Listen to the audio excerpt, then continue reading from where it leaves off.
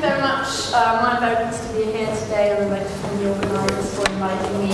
As has been said, directly following the principle of prevention in the Global Pact, we have the precautionary norm. Entire libraries have been written about this principle, but I will summarize everything that you want to know in 10 minutes so that we can all go to lunch.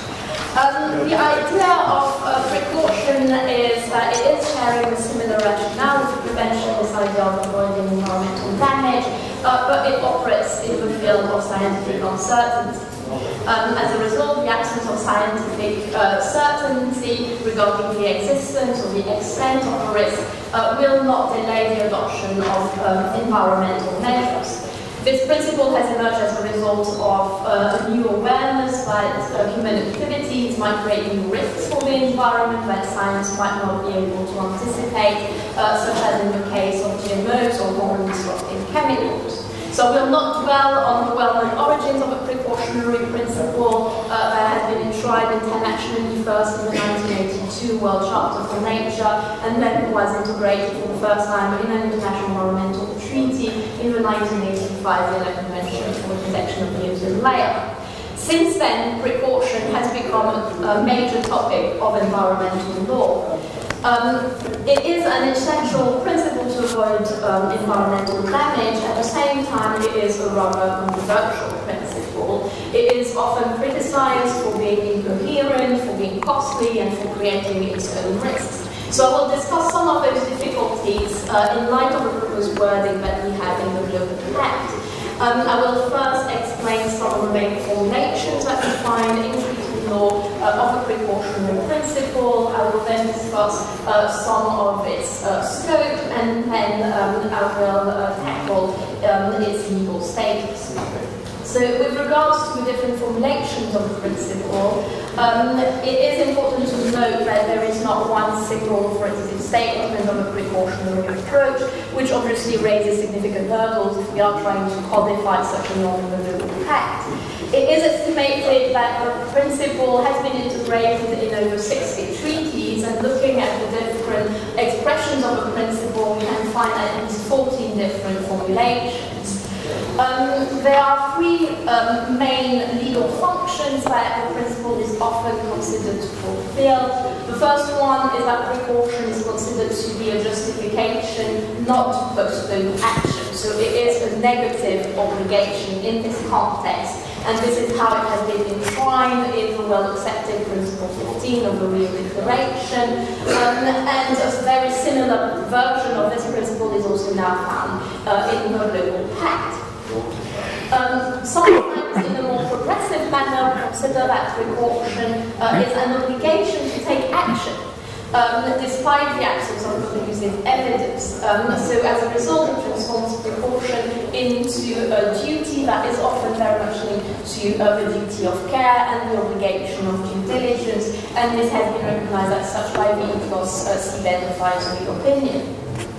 Finally, the third expression of precaution that we find in international conventional law is that precaution could be switching the burden of proof, but although there are some examples of state practice, this remains a rather controversial question that has prominently been rejected by the ICJ in this case.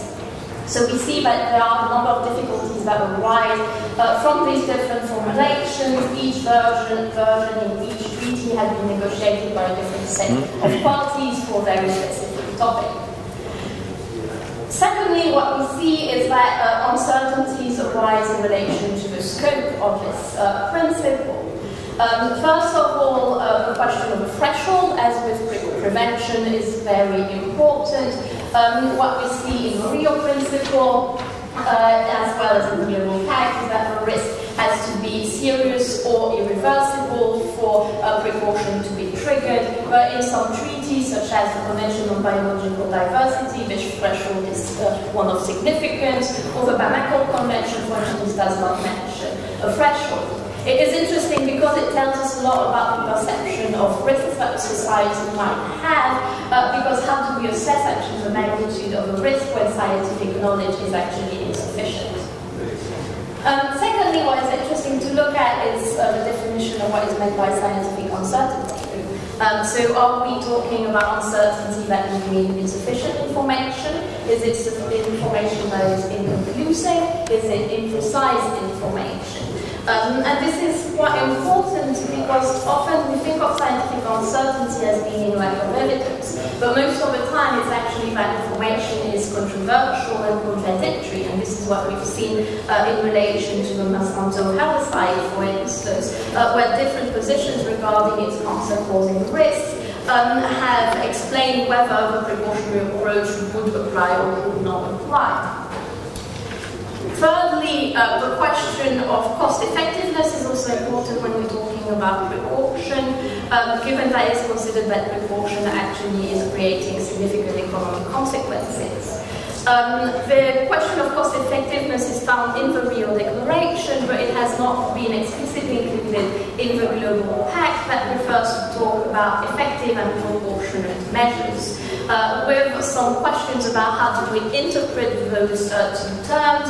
It is possible that this question of cost effectiveness is still present through this expression, given that the concept of effective has been defined by the EU Commission in its communication on precaution as not only including economic considerations, but more broadly as including also the efficacy of possible options. And finally, an interesting question in relation to precaution is to consider whether precaution is conditional upon capabilities and the capabilities of the state, something that is not mentioned in the Global Pact, but that has been included in the Rio Declaration, and that has been also contemplated by the Tibet advisory opinion. Finally, the core and most controversial question when we are discussing precaution relates to its legal status. So I won't discuss the debate about whether precaution is a principle which we created some norms of conduct, or whether it is a mere approach that would be rather seen as a policy orientation, as the Kitchengenga Arbitral Tribunal has referred. But I would say a few words about the customary status of precaution, which I think is important to discuss in the context of the Global Pact. Thinking about the customary nature of precaution requires to think about how do we identify custom, which is a very difficult question in general of international law. We could say that precaution has become prevalent in state practice. We see it in a number of treaties, in a number of domestic decisions. It is regularly invoked by parties in front of international tribunals. At the same time, it's also interesting to see where precaution is not present. For instance, it is not present in the IAC articles on the protection of the atmosphere, where it was explicitly excluded from the mandate of the Commission. In addition, even when parties actually do agree that there is an obligation to take precautionary measures, they do not agree on what it actually means and what the legal consequences would be. So in the whaling case, for instance, Australia was saying, well, the precautionary approach requires that no whales would be carried out, no would be killed to carry out research, whereas Japan said, well, because of the precautionary approach, you actually need more scientific knowledge, and as a result, this justifies the killing of whales. Overall, the reluctance of international courts and tribunals to engage with precaution is reflective of the general discomfort with the norm, and this is what we've seen if we look at the general case. Of course, the Seabed advisory opinion, which recognized that precaution has initiated a trend towards making this approach part of customary international law, has strongly resonated with the academic community, but still it means that it is still not yet customary international law.